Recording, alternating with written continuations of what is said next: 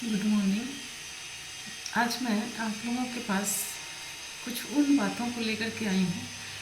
कभी ना कभी ज़िंदगी में इंसान ऐसा होता है जब वो बहुत तनहा, बहुत अकेला, बहुत कठिनाइयों से घिरा हुआ महसूस करता है। तो जब वो ग्रीफ में होता है, किसी को तब कुछ कहानी सुनने, वीडियो देखने का मानसिकता नहीं रहता है।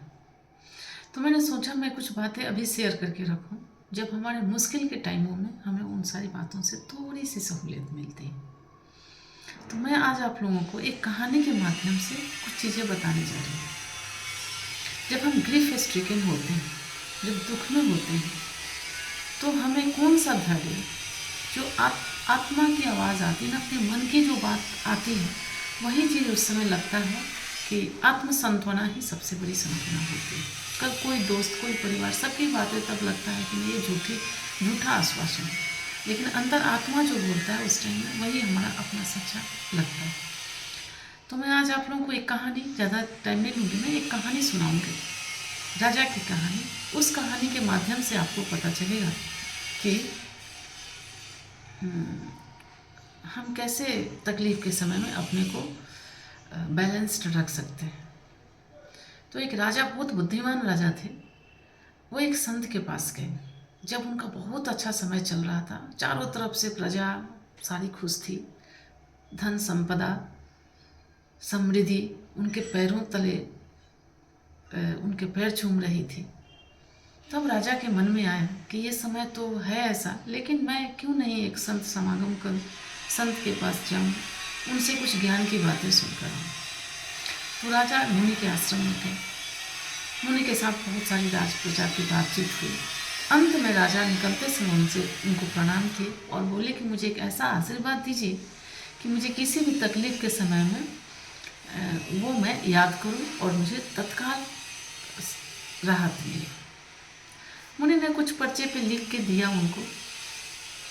राजा उसको रखिए। मुनि ने एक आग्रह किया कि इसको आप रखिए, लेकिन जब तक अटरमस्ट इमरजेंसी न हो, जब तक आपको ये न लगे कि सब कुछ खत्म हो गया, अब मैं क्या करूं, मैं बिल्कुल निसहाय, जब तक आप नहीं महसूस करें, इस पर्ची को नहीं खोलिएगा, तब तक आप इसे 24 घंटे अपने साथ रखिएगा। राजा उसको लेकर के आए और सबसे सेफ जगह क्या था, उन्होंने एक लॉकेट बनवाई और लॉकेट के अंदर उस पर्ची को बड़े संभाल के रख लिया। जहाँ कहीं जाते थे 24 घंटे उनके साथ रहता था। तो राजा एक दिन वन में शिकार करने गए अपने कुछ सैनिकों के साथ, और शिकार करते करते वो काफ़ी आगे निकल गए और उनके सैनिक कब दुश्मनों के हाथ लग गए, कब दुश्मनों ने उनके सैनिकों को मार डाला, राजा को आभास ही नहीं हुआ। बहुत दूर जाने के बाद उन्होंने देखा कि कुछ बहुत सारी भीड़ उनका पीछा कर रही है। राजा जब पीछे मुड़ कर देखे तो उनको महसूस हो गया कि ये हमारी अपनी प्रजा, हमारे अपने हितैषी नहीं है, ये हमारे शत्रु। तब राजा जितनी भी शक्तिशाली क्यों न थे, उनको भागकर प्राण बचाना ही सबसे सहज और सबसे सही लगा। राजा वहाँ से बेतहाशा अपने घोड़े पे भागने लगे, लेकिन अचानक उनके सामने एक बहुत बड़ी खाई आई। मतलब 25-30 फुट नीचे, 25-30-100 फीट नीचे उनको एक खाई दिखी और उनको तब लगा कि शायद सब कुछ खत्म हो गया। अगर वो घोड़े को लेकर के गिरते हैं तो उनका तो कुछ भी पता नहीं चलेगा, और भागने का सारे दरवाजे बंद हो गए थे और कहीं जाने का उनको कुछ भी उपाय नहीं था। पीछे से भीड़ उनका पीछा कर रही थी, सब कुछ खत्म हो चुका था, उनको लगा। तभी राजा को वो बात याद आई कि अटरमस्ट इमरजेंसी, इससे ज़्यादा कुछ हो नहीं सकता। उन्होंने अपने लॉकेट को खोला, पर्ची निकाली और उसको पढ़ा। उसमें 4 शब्द लिखे हुए थे, दिस टू शैल पास, ये समय भी चला जाएगा।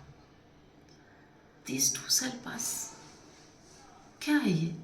अटरमस्ट इमरजेंसी में मैं इसको खोलूं, मैं इसको पढ़ूं, कुछ भी तो नहीं है इसमें, नहीं कोई मंत्र है, नहीं कोई मूर्ति है, नहीं कुछ भी तो नहीं, नहीं कोई सूत्र है, बस सिर्फ लिखा हुआ 4 शब्द, दिस टू शैल पास।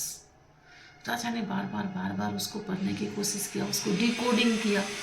तब अचानक उनका सिक्स सेंस खाना आया कि दिस शैल पास। जब मेरा राजपाट नहीं रहा, जब मेरे वो बहुत सारे मेरे स्ट्रॉन्ग समय नहीं रहे, मेरे सैनिक जो मेरे मेरे मेरे छाया के रूप में मेरे चारों तरफ रहते थे, वे भी अचानक मुझसे अलग हो गए। तो जब सब कुछ पास हो गया तो एक कठिन समय भी गुजर जाएगा। राजा के मन में आया कि ये कठिन समय भी गुजर जाएगा। तब राजा ने क्या किया, घोड़े को छोड़ दिया और वहाँ से उतरे और समय को गुजारने के लिए वो पैदल नीचे उतरे और देखा कि एक गुफा था। वो गुफे के अंदर घुस गए। उनके सैनिक उनके पीछे, उनके दुश्मन उनके पीछे आए। उन्होंने चारों तरफ देखा, घोड़ा ऐसे ही लवारिश घूम रहा था।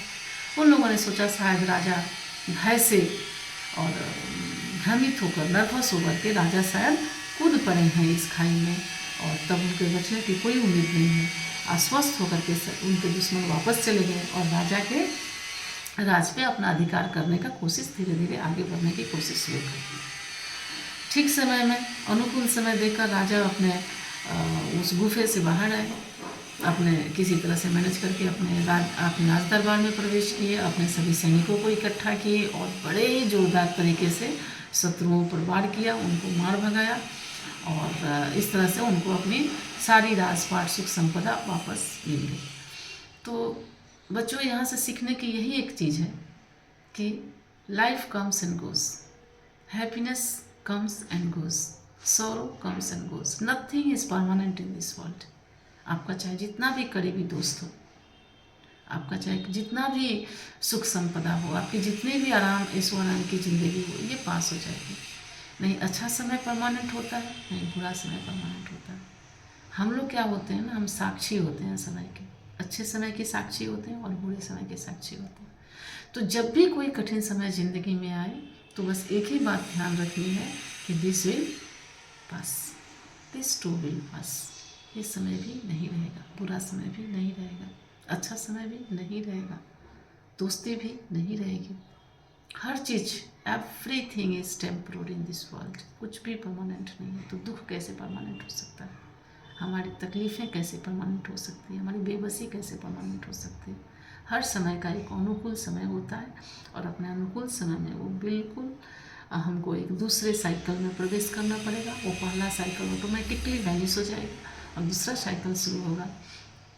तो जो जितनी भी एंड्स होती है ना, वो एक न्यू बिगनिंग की शुरुआत होती है।